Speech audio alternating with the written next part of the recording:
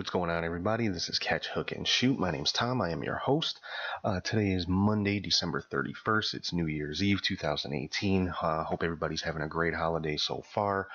And I want to thank everybody for spending just a little part of your holiday with me, checking the show out. Thanks everybody who's been listening and watching on Podbean, Spotify, iTunes, Google Play, any place you find podcasts, as well as watching on YouTube and Twitch. Hope everybody's following on social media, on Facebook, Twitter, Instagram, Snapchat. Search Catch, Hook, Shoot. You should be able to find any of our pages. And as always, if you ever want to shoot me an email, it's catchhookshoot@gmail.com. So let's see what's going on in the world of wrestling this week. It's actually been a slow couple of weeks because most of the shows are for WWE are recorded this week so that the superstars have some time off, which is good. So nothing really huge going on. This past week on Raw, we had a match with Natalya challenging Ronda Rousey for the Raw Women's Championship. This was actually a really good match. A lot of good back and forth between the two, and a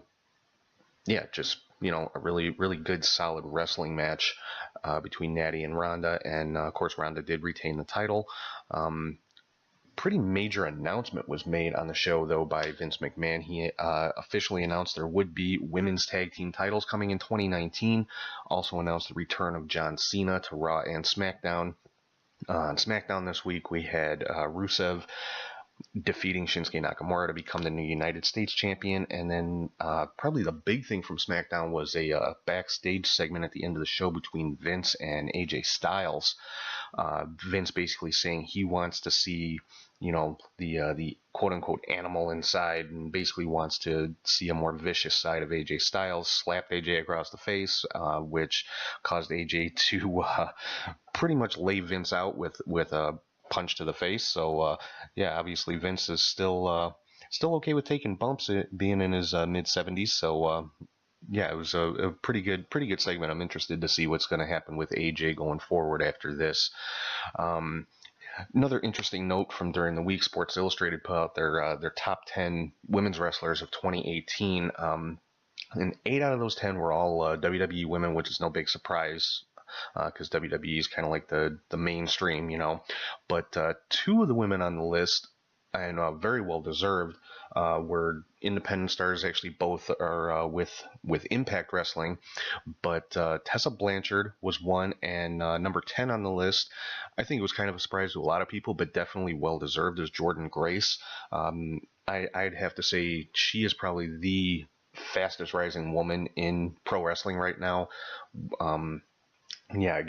She recently signed with Impact. Has been having a great showing on their weekly show, and I'm interested to see what's going to go on with her for 2019. It would not surprise me at all to see her in the Mae Young Classic this year if she's able to. I don't know, contractually how that works with Impact, but it would, like I said, wouldn't surprise me at all to see her in the Mae Young Classic for 2019. So that's really about it for this week. Of course, Wrestle Kingdom is coming up on this Friday, January the 4th.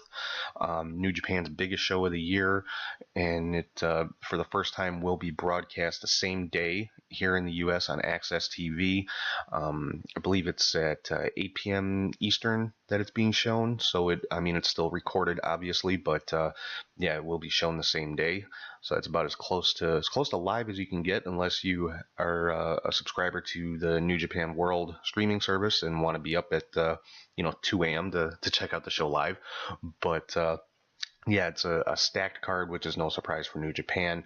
I'm going to run through it real quick here. First off, we've got a gauntlet match to determine the number 1 contenders for the Never Openweight 6-man tag team titles. We've got the Most Violent Players versus Yuji Nagata, Jeff Cobb, and Dave Finlay versus Chaos, consisting of Hiroki Goto, Beretta, and Chucky T, versus Suzuki Gun, which is Minoru Suzuki, Lance Archer, and Davey Boy Smith Jr., versus the Elite, Hangman Page, Takahashi, and Marty Scurll. Next up, we've got the singles match for the Never Openweight Championship. Kota Ibushi, the champion, versus Will Ospreay.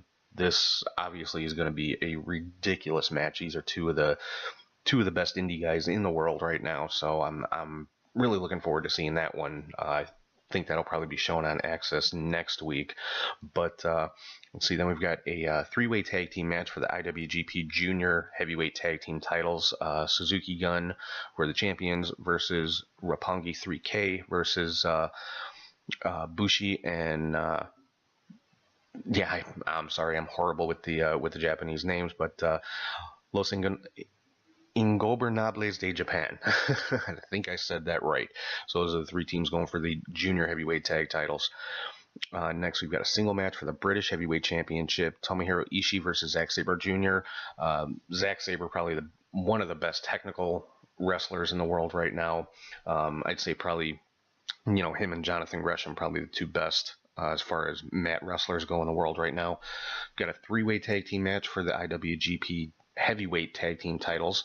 The Gorillas of Destiny, Tama Tonga and Tangaloa, versus Sonata and Evil versus the Young Bucks. So this one, again, should be a crazy match. I'm looking forward to seeing, the Gorillas of Destiny versus the Bucks, and Sonata and Evil thrown into the mix too. It's gonna be a great match. Singles match for the United States Championship, Cody Rhodes versus Juice Robinson.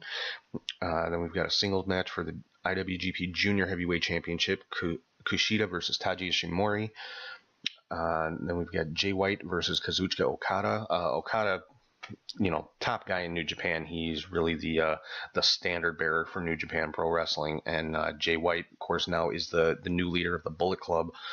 So basically, we got Bullet Club versus Chaos here. So should be, and Jay White, of course, formerly a member of Chaos. Just recently, he, along with Jado and Gato, turned on Okada and Chaos. So pretty much of a grudge match here between these two. And then we've got the double main event here for the Intercontinental Championship. We've got Chris Jericho versus Naito, and for the IWGP Heavyweight Championship, Kenny Omega versus Hiroshi Tanahashi. So, and those are the two matches that are going to be shown on Friday on Access TV for the Intercontinental Championship and the Heavyweight Championship. So, those are the two matches I'm looking forward to the most. I don't know if any of you guys had a chance to check out the Kenny Omegathon that Access showed this past Friday. Showed all of his matches with Okada, and it was a lot of stuff that I personally hadn't seen. So it was really, just a really great compilation of Omega's matches, and so I'm really looking forward to seeing those two matches this coming Friday. And that's really all I've got for this week. Of course, I've got part 3 of my top 100 of all time. Now, I'll say it again. This is the top 100 male singles wrestlers of all time, in my opinion, as always. And I tried to make it a more complete list. By including, women, tag teams, things like that, to make it kind of a definitive top 100 of all time, but it just wasn't possible. I couldn't narrow it down to include everything in a single list, so I just decided to make this list my top 100 male singles wrestlers of all time. I've got 2 more lists that I'll be going through on future episodes, which are the top women of all time and the top tag teams of all time, after this episode is posted today, I will be posting the complete list on social media, so you'll be able to go back and look through the entire list. Let me know, do you agree, do you disagree, do you think I've got some people too high, too low? I know everybody's going to have a different opinion on this, and who should and shouldn't be on the list. So I as always, I welcome your comments, questions, criticisms, anything at all. Feel free to drop me a comment, shoot me an email, whatever you like.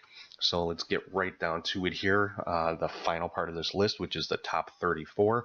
Starting off with number 34, I've got Rowdy Roddy Piper. Multi-time champion in the NWA. He's been United States champion. He's been the Intercontinental champion in WWE, and really just the number one heel for the mid 80s for WWE. He was kind of the Hulk Hogan's top nemesis in the first WrestleMania, and really for a good few years there. Really the only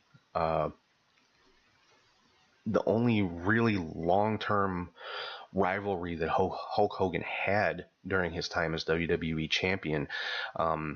Because the way that WWE typically worked is, Hogan was the perennial babyface champion, and he always had some big monster heel, coming in to try to take the championship off of him, and it was a formula and it worked at the time.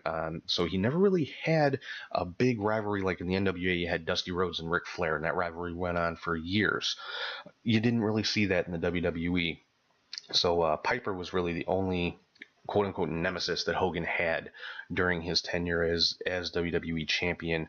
I guess you could say Bobby Heenan would be another one, because more times than not it was a member of the Heenan family that was going after Hogan, like King Kong Bundy, Big John Studd, Andre the Giant, things like that. It was always Heenan trying to dethrone Hogan with one of his guys. But as far as, an in-ring rival, Piper was really the most long-term rival that Hogan had, and he fit that part very well. The two of them just had great chemistry, even up through the WCW, when they were kind of on opposite sides, where Hogan was the heel and Piper was the babyface. The rivalry carried on for many years with these two, and they, like I said, had such great chemistry with each other, no matter who was the heel or who was the babyface. Number 33 is Mr. Perfect, Curt Hennig, former AWA World Heavyweight Champion, Intercontinental Champion in WWE, also a Tag Team Champion in the AWA, and United States Champion in WCW, and really was probably one of the greatest mat wrestlers of all time, and one that unfortunately we lost way too soon. Number 32, Ricky the Dragon Steamboat. Perennial babyface, never had a heel turn, and that's very rare for somebody to remain a babyface or even a heel throughout their entire career.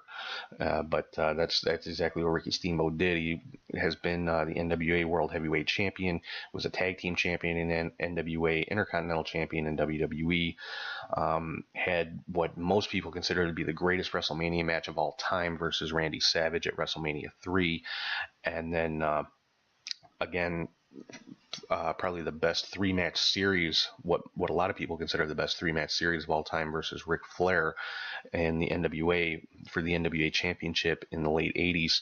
And even prior to that, prior to his WWE run in the late 70s and very early 80s against Ric Flair in the NWA, just one of the greatest wrestlers of all time, Ricky the Dragon Steamboat. Number 31 is Nick Bockwinkel, former multi-time AWA World Heavyweight Champion. Was really the guy that Verne Gagne kind of passed the AWA torch to when he retired from the ring.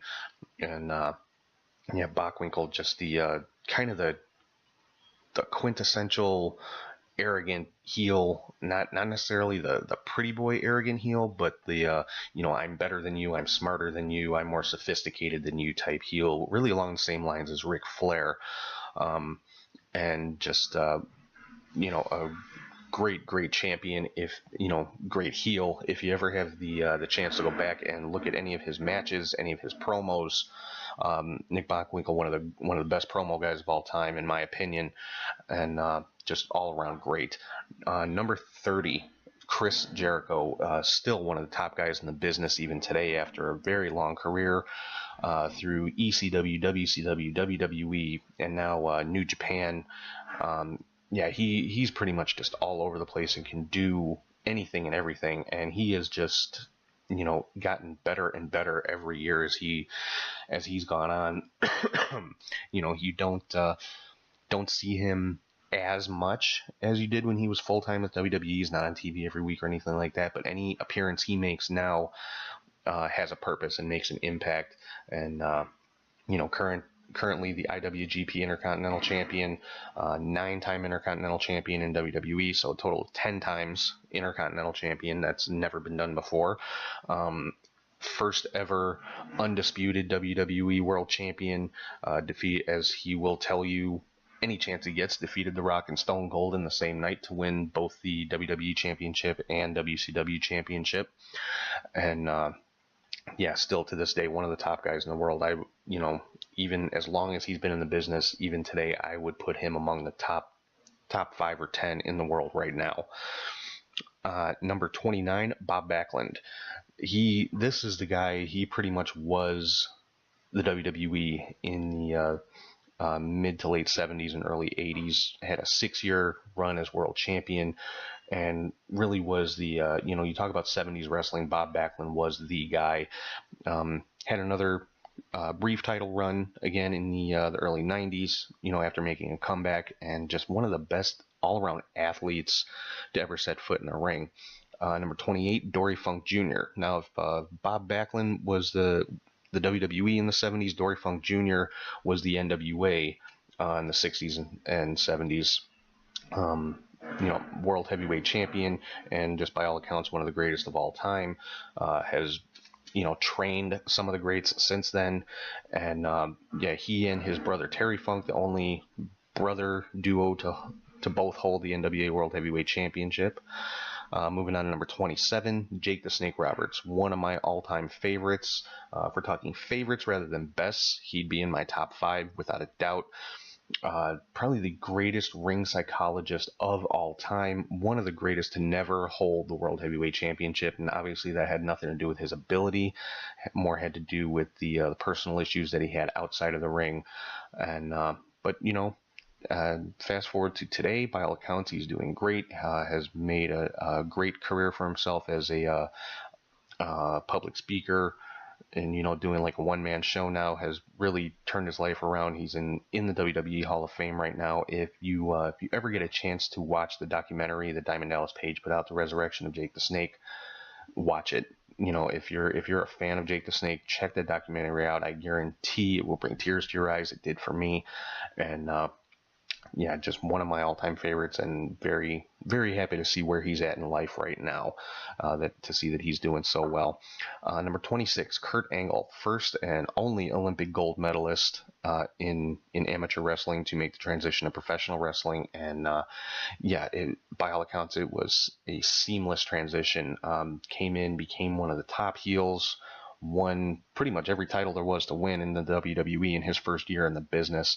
And, he's still going today. Again, like Jericho, he's not in the ring every week or anything like that. He's had a myriad of injuries throughout his career, mostly having to do with his neck, but he'll still get in there and go. And when he does get in that ring, he hasn't lost a step. And probably, in my opinion, the greatest wrestler. I mean, just pure wrestling, in-ring ability, technical wrestling. Kurt Angle is the best wrestler of all time. Moving on to number 25, another guy that's one of my all-time favorites is Sting. The franchise, WCW as he was called, probably one of the most loyal guys when it comes to loyalty to his company. During the Monday Night Wars, one of the very few who did not jump ship to the WWE when I know he could have. I'm sure Vince McMahon would have welcomed him with open arms, but he moved from WCW to TNA, which was kind of the successor, so to speak, for WCW, as being the only company in the early 2000s to even attempt to give some competition to WWE. And he's been a world champion everywhere he's gone, with the exception of WWE, unfortunately. I know one match that myself and millions of fans all over the place have wanted to see for so many years is Sting versus Undertaker. Unfortunately, probably never going to get that, but it's nice to dream, and it was good to see him finally perform inside a WWE ring. I wasn't too happy with the matches that he was given, but they were very good matches. I'm not knocking Triple H or Seth Rollins at all. They both put on really good matches with Sting. I just, I don't know why they didn't go with the match that everybody wanted to see, but it is what it is. And of course, WWE Hall of Famer, well deserved, and one of the best careers in wrestling. Number 24, Mil Mascaras. Now, I'm sure everybody's at least heard the name Mil Mascaras. Probably as far as popularity goes, the biggest masked Mexican wrestler of all time, TV, movie star, just Mr. Everything in Mexico when it comes to Mexican wrestling. Number 23, Giant Baba, founder of All Japan Pro Wrestling, and just a Japanese legend, and held in very, very high esteem among the Japanese wrestling community. Number 22, Antonio Inoki, along the same lines as Giant Baba. Inoki founded New Japan Pro Wrestling, which obviously is the second biggest wrestling company in the world today. And has wrestled all over the world, had, some legendary matches against Ric Flair. And again, another one held in very high esteem in Japan, and member of the Japanese Parliament, and just one of the probably the greatest in Japanese wrestling history. Number 21, Gorgeous George. This Gorgeous George, probably the original pretty boy, arrogant heel. I mean, really, this was the first person to take advantage of television, which was a new thing in those days, and use it to his ultimate advantage, and to just make people hate him. And you still to this day you see his influence in people like Ric Flair, people like a Nick Bockwinkel, anybody that's got that kind of pretty boy, I'm better than you, don't touch me, stay away from me, whatever, like an Adrian Adonis, like a Rick Rude, Rick Martel, all of that originated from Gorgeous George.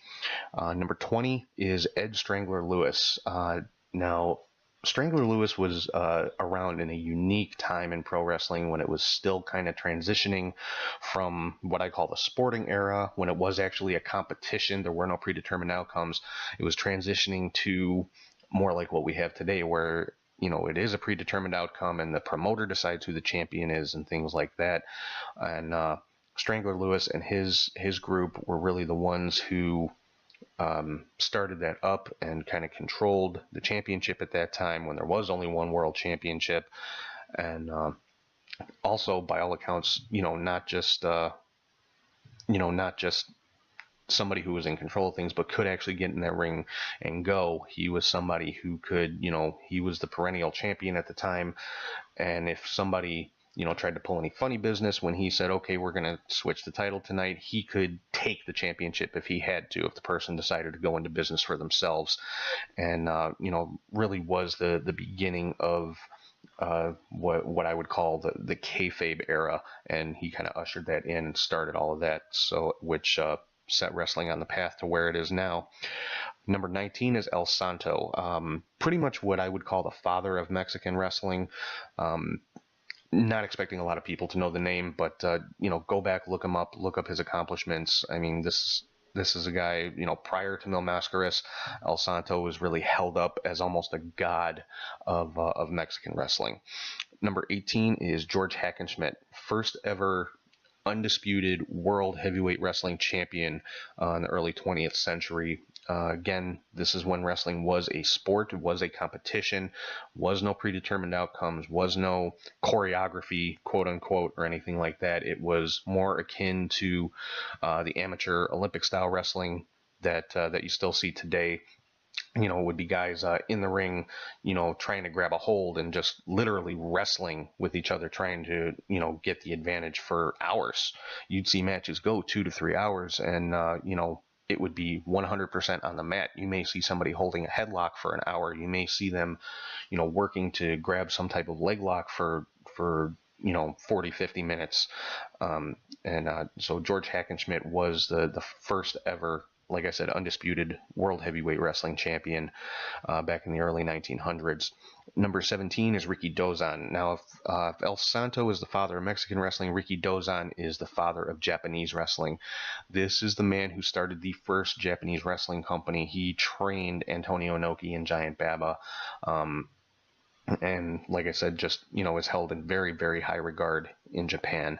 Number 16, Nature Boy Buddy Rogers, the original Nature Boy, first ever WWF world champion when WWF split off from the NWA. Buddy Rogers was the man that was declared their first champion. And again, he's one whose influence you can see down through the years, especially in somebody like Ric Flair or like a Shawn Michaels, things like that. And with the bleach blonde hair and just the arrogant attitude, but then could get in the ring and back it up. And Buddy Rogers is the man who lost the championship to Bruno Sammartino, which started his record-setting run, which will never be touched as world champion. Number 15 is Harley Race. Again, another guy, 1970s, the NWA, Harley Race was the man. 7-time world heavyweight champion. And he's the man that kind of passed the torch of the NWA to Ric Flair when his time came, and just an all-around, no nonsense, legit tough guy. I mean, if you listen to the stories from Bobby Heenan and things like that, Harley Race, one of the only men that Andre the Giant actually feared. So that should tell you something right there. Number 14 is Frank Gotch. This is the man who defeated George Hackenschmidt for the World Heavyweight Championship, first American to hold that title, and held it and went undefeated from the time he won it until he retired, which I want to say was about 5 years.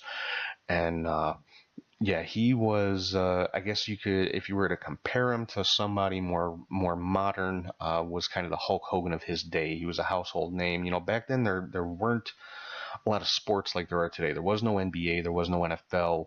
Major League Baseball was in its infancy. The only sports you really had, you had golf, you had horse racing, you had boxing, and you had wrestling. And, that was pretty much it. And so Frank Gotch was like I said, the first American to hold the World Heavyweight Championship, and just really got to that same kind of level as far as notoriety and fame that Hulk Hogan did. Number 13 is Lou Thesz. Now, this Thesz was another one in the same kind of era as Strangler Lewis, where wrestling was making that transition from legitimate sport to entertainment. And Lou Thesz, another one, multi-time world heavyweight champion. At the time, the youngest person ever to hold the world heavyweight title, and at one time was actually the oldest person to hold the world heavyweight title, and by all accounts, probably one of, if not the greatest mat wrestler of all time. I mean, he could get in there and go with pretty much anybody. Number 12 is Verne Gagne, founder of the AWA, 10-time AWA World Heavyweight Champion. Really the first one to break away from the NWA and have real success. One of the first territories outside of the WWF to take his territory national, have national cable broadcast, and at times looked like could have been legitimate competition for the WWE, but wasn't meant to be.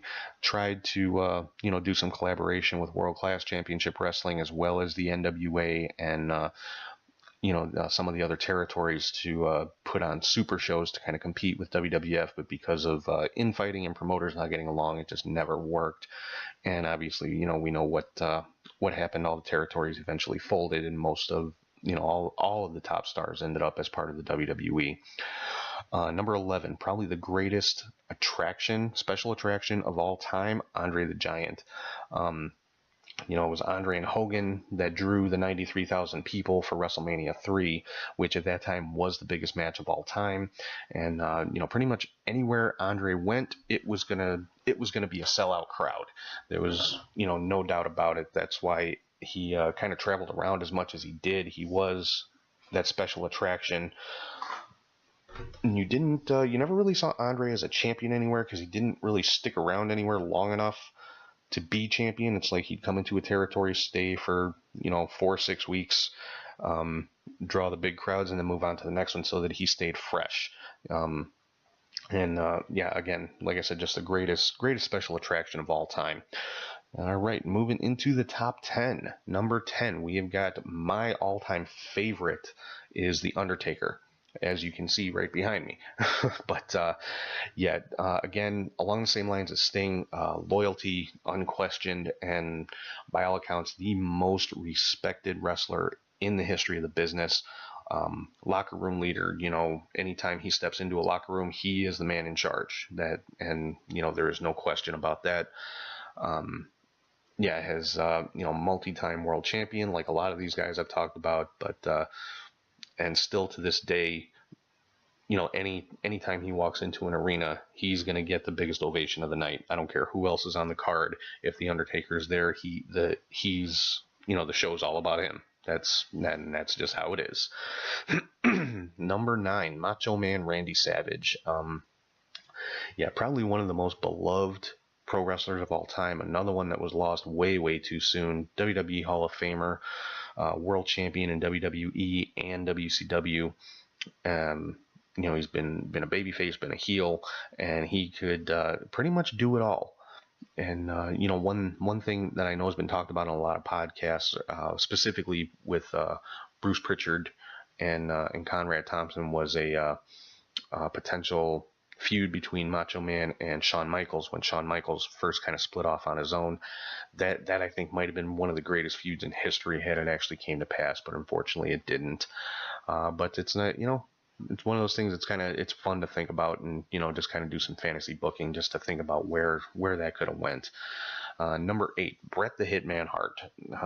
Again, another one counted among the top technical wrestlers of all time. I'd probably say he and Kurt Angle would be 1 and 2 in any order. I don't think anybody could argue that they would be the top 2 technical wrestlers of all time.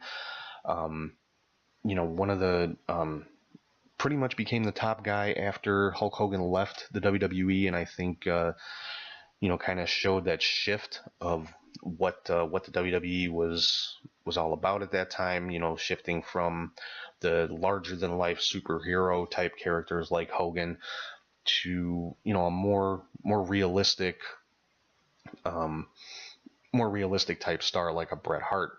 I think Bret Hart is somebody that more people could actually relate to, whereas Hulk Hogan was more somebody that people looked up to, if that makes any sense to you guys. But yeah, I mean, obviously, one of the most remembered things about Bret was the Montreal Screwjob, unfortunately, because I think that's just kind of like a black mark on everybody involved. But it is what it is. It's one of those things. Vince had to do what was best for his company and things like that. But don't want to get too much into that. But anyway, yeah, definitely one of the greatest champions of all time, and somebody who could really polarize a crowd. Definitely, I mean, when he made his last heel turn in the WWE, he was hated by United States crowds, but then as soon as he crossed that Canadian border, he was getting standing ovations. He was a national hero in Canada, and that wasn't something that you saw a whole lot.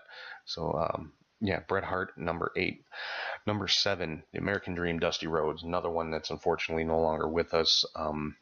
Yeah, he was the guy in the NWA that was always chasing the titles. That was kind of the NWA's philosophy back then, was you have your heel champion and you have your top baby face who's always chasing that title, and that was Dusty Rhodes, who was chasing Ric Flair as well as Harley Race prior to that, and 3-time world heavyweight champion. Hall of Famer, one of the best bookers of all time. This is a guy that created War Games and a lot of other specialty type matches. Booked a lot of the major shows for the NWA, and just one of the all around greats. Number 6, the Heartbreak Kid, Shawn Michaels.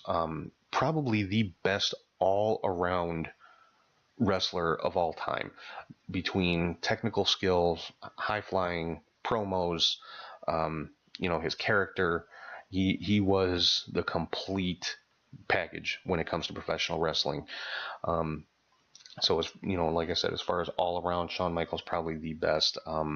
Multi-time world champion, intercontinental champion, European champion, tag champion, first ever WWE Grand Slam champion, and still, as we saw earlier this year, can still get in that ring and go. So yeah, number 6, Shawn Michaels, another one of my all-time favorites. Getting to the top 5 here. Number 5, we've got The Rock, probably the biggest star in the world right now. Made that transition from pro wrestler into movies, and has become the top box office attraction in the world right now. And at during his time in WWE, he's really one that proved you can reinvent yourself and completely change your character around and revitalize your entire career. I mean, when he first came in as Rocky Maivia, he was not well received at all. And then he made that, he went down with an injury, and when he came back, he made that transition from Rocky Maivia to The Rock, became a heel, joined the Nation of Domination, and his career just skyrocketed from there, and, became one of the most popular WWE stars of all time. Number 4 is Stone Cold Steve Austin, probably the biggest WWE superstar of all time. Again, in that same era with The Rock during the Attitude Era, he's one that came along at just the right time. Another example of, how just changing up your character and making it more true to yourself can completely revitalize and turn a career around. Came in as the ringmaster, didn't talk, had Ted DiBiase for his mouthpiece, but as soon as they let him have a microphone and speak for himself, he skyrocketed and became the #1 guy in the company. And then, I mean, what is there to say about Austin that hasn't already been said a million times? Another multi-time world champion, Hall of Famer, and just one of the greatest of all time. Number 3, Bruno Sammartino. Not the first WWE champion, but the longest reigning WWE champion in history. His first title reign after he defeated Buddy Rogers was 8 years long. Had a second title reign for another 3 years. I mean, 11 plus years total as world champion through 2 reigns. That will never be done again. I don't think anybody's no matter how many reigns, I don't think anybody's ever held a championship for 11 total years. So that's just goes to show, the WWE was built on the back of Bruno Sammartino in its beginnings. So we are down to the top 2. I think everybody can figure out who the 2 names are that are left. And this is an argument that has gone on and will go on forever. As far as who's number 1 and who's number 2. There are going to be people who agree with me. There's going to be people who disagree with me as far as my ordering here. And, that's fine. I mean, everybody's going to have their own opinion. This just happens to be mine. I'm not saying that this is, a definitive list and this is, gospel truth, because obviously it's not. But, for me, number 2 all time is Ric Flair. Officially 16-time World Heavyweight Champion, unofficially 24-time World Heavyweight Champion. The NWA revolved around Ric Flair in the 80s until it was bought by Ted Turner, and even then it still revolved around Ric Flair for a good amount of time. And to this day, Ric Flair is regarded as the probably the greatest world champion of all time, and that I can't argue with.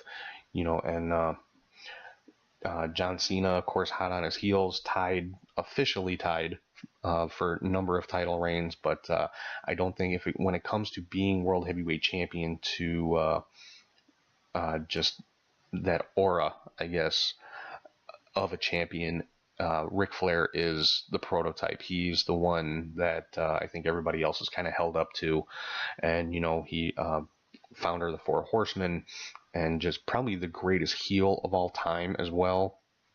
And I don't think anybody will ever match Ric Flair as far as just being a champion.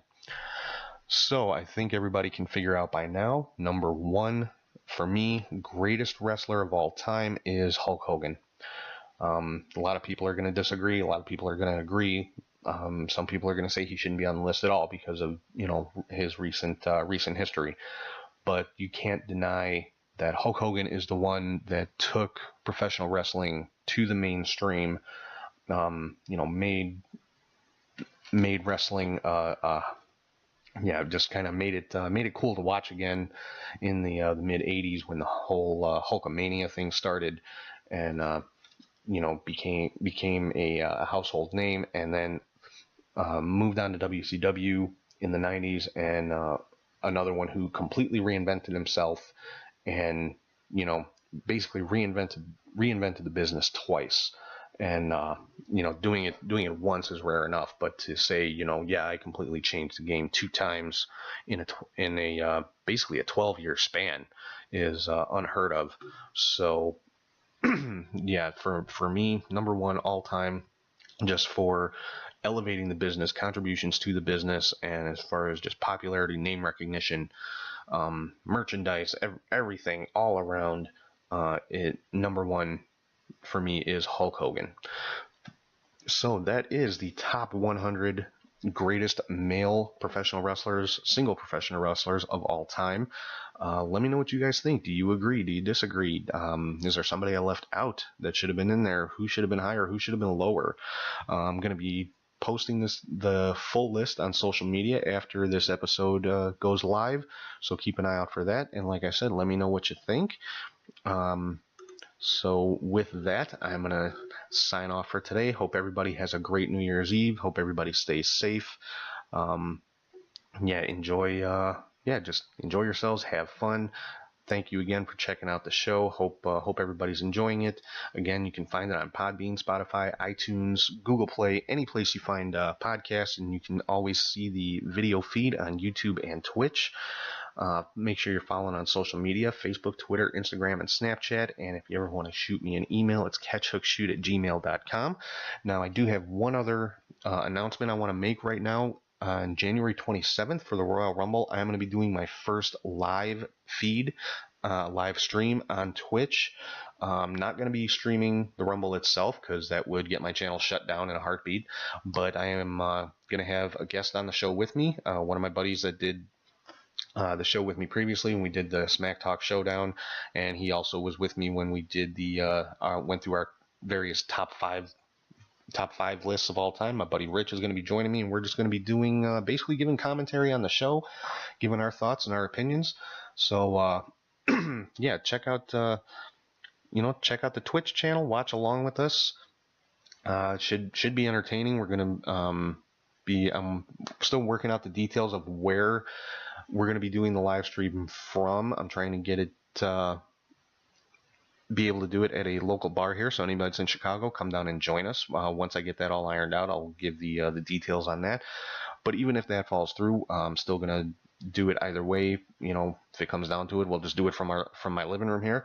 But yeah, January 27th, live stream on Twitch for the Royal Rumble, giving our own kind of alternate commentary, I guess you could say. And I am working to get my very first guest on the show. I don't have have no details to give about that at this time, but I have gotten, I've been putting stuff out there, making requests and things like that, and I have gotten some response. So I'm hoping sometime after the new year to be able to make an announcement that I will be having my very first guest interview on the show. So I'm really excited about that. Thank you all again, everybody who's been checking the show out and helping me grow. All of my new followers on Twitter. Thank you so much. I mean, I've grown from less than 100 followers to close to 500 followers in just a matter of a few weeks, and that is amazing. Thank you to everybody who has followed the show in the last few weeks. Thank you to everybody who's been listening and watching and downloading. You have no idea how much I appreciate it. I mean, I do this show strictly because I love wrestling. I love talking about wrestling, and that's the whole reason I started this up. Wasn't to get rich or anything like that. It's just because I wanted to give it a shot and see what kind of response I would get. And I'm very happy with the response I've gotten so far, and I hope it only gets better. I hope I've gotten better as I've come along here. As always, please give me any feedback that you guys might have. Whether it's comments on social media, questions, email, comments on my on the YouTube channel or on Twitch or whatever it might be. Just let me know what you think. If there's something I can improve, something you think I should talk more about, something I should talk less about.